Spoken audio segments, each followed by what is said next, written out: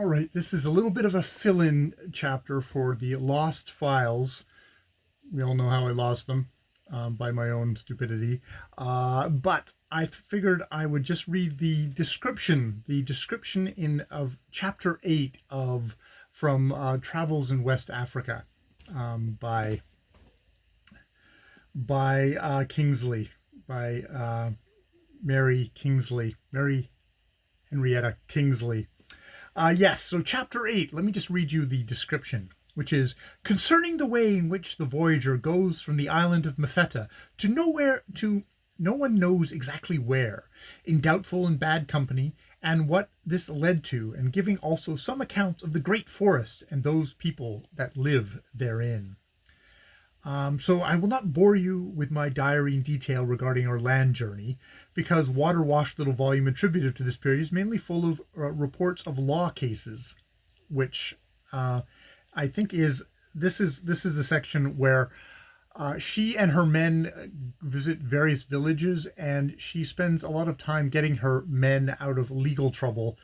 Part of which is treated kind of humorously is basically as their sexual assaults of women or robbery or thefts in there, and basically that they were, really, really, really, you know, they were thieves. They were thieves themselves.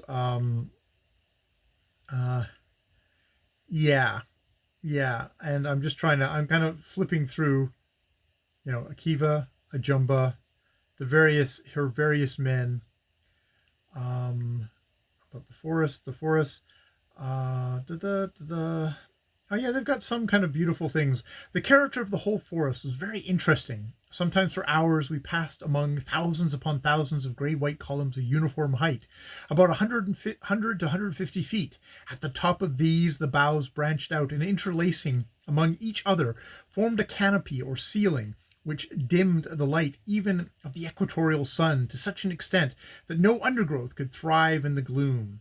The statement of the struggle for existence was published here in plain figures, but it was not, as in our climate, a struggle against climate mainly, but an interscene war from overpopulation. Now and again we passed among vast stems of buttressed trees, sometimes enormous in girth, and from their far away summits hung great bush ropes, some as straight as plumb lines, others coiled round and intertwining among each other, until one could fancy one was looking on some mighty battle between armies of giant serpents that had been arrested at its height by some magical spell.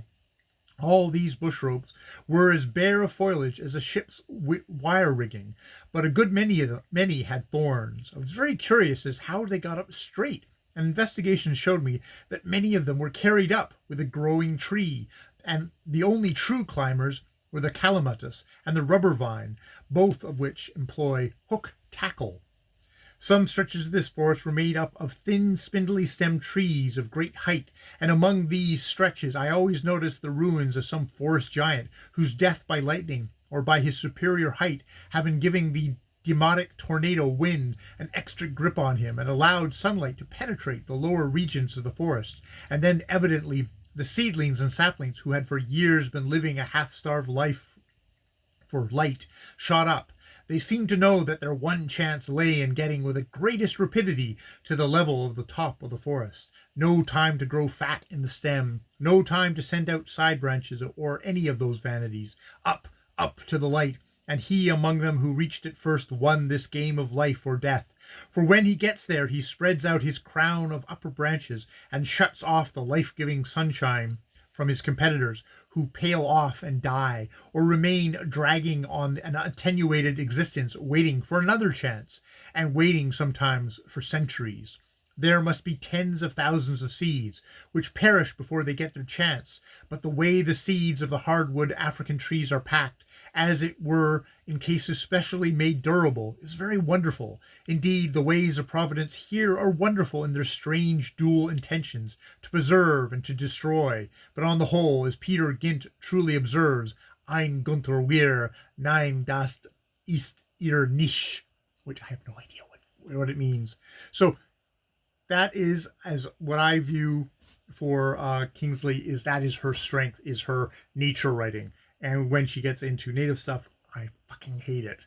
Or, the native peoples of the thing. Um, yes, and basically just them fighting their way through. Friendship with kind of her fan gentleman, the fan gentleman. Um, very very much her the interactions between the different factions within her party, because some are fan, some are of different ilks, which I cannot remember at the moment. Has like, yeah, there's a thing here with gorillas, which is quite amazing.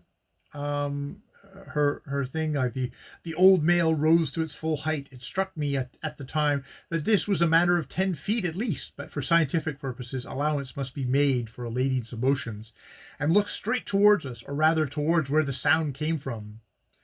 And yeah, they have thing. I mean, they didn't kill any of them, which was nice. Though that obviously does happen. Uh, yeah, I'm just flipping. I'm flipping through because I'm not going to read all this again. It would kill me. It wouldn't kill me, but it would kill my interest in actually doing this again.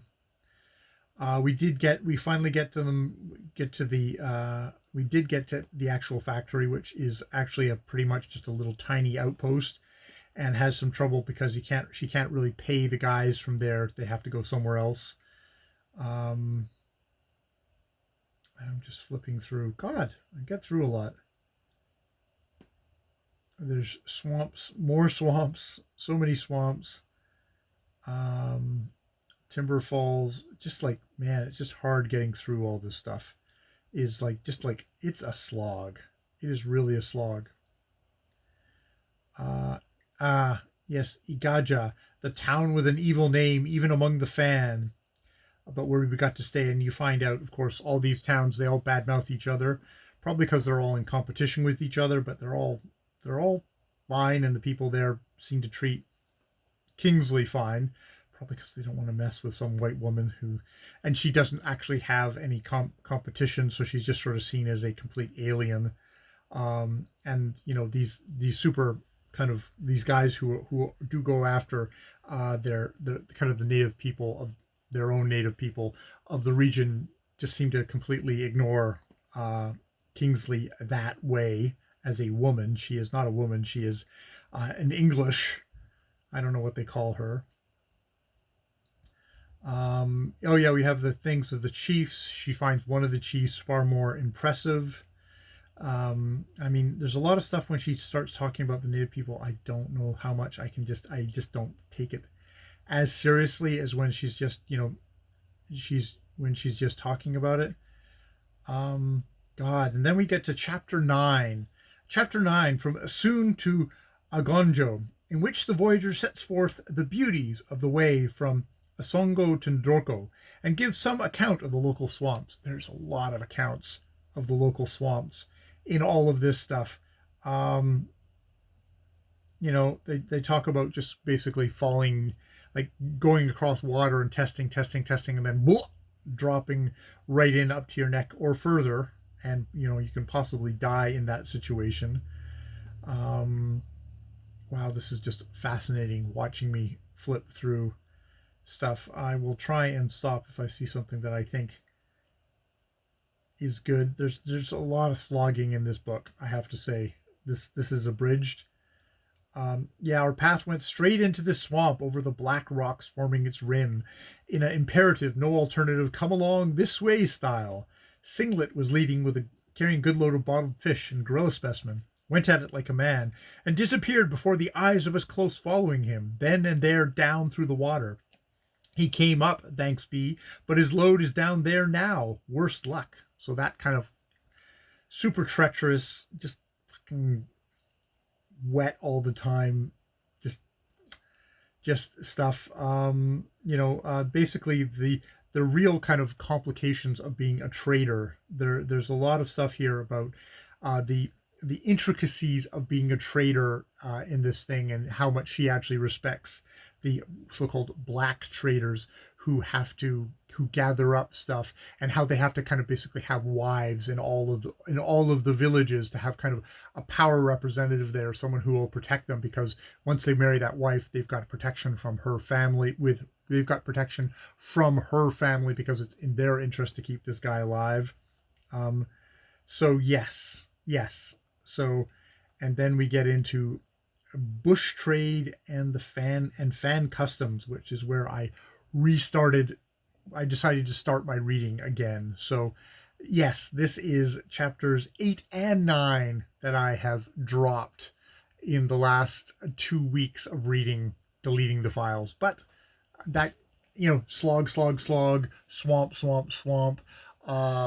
beautiful nature writing, and really questionable, not really questionable, but like, just like anything that she's not directly seeing herself, and some of the stuff she just reports on that she's heard, pretty questionable. All right, I'm going to leave it there because I probably burned all my writing time for this evening, which sucks, but we'll see. Maybe I can negotiate a half an hour of writing next. All right, more videos later.